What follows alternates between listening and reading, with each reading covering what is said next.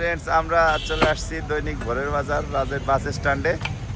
এখানে আমরা মকবুল ভাইয়ের গরুর মাংসের দোকানের সামনে আছি।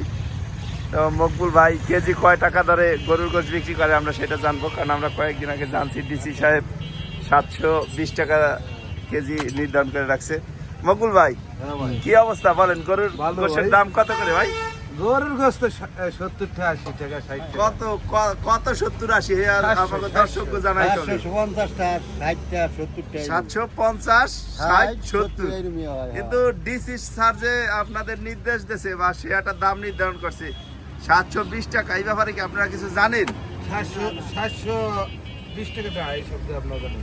এই সম্বন্ধে আপনারা জানেন না? না। আচ্ছা, তো এই সম্পর্কে আপনাদের কেউ জানায়ও নাই যে 720 টাকা ডিসি স্যার দাম নির্ধারণ করছে? আমাকে রেট করেছিল 70 টাকা রেটই হলো। টিওনো 60 টাকা 70 টাকা রেট করছে কতদিন আগে? এই যে প্রথম রোজার আগে। প্রথম রোজার আগে? আচ্ছা, তো আমরা মকবুল ভাইয়ের কাছে আজকে জানতে পারলাম যে ডিসি মহোদয় 720 টাকা করে দাম নির্ধারণ করলেও তাদের কিন্তু কোনো নির্দেশ দেওয়া হয় নাই। তো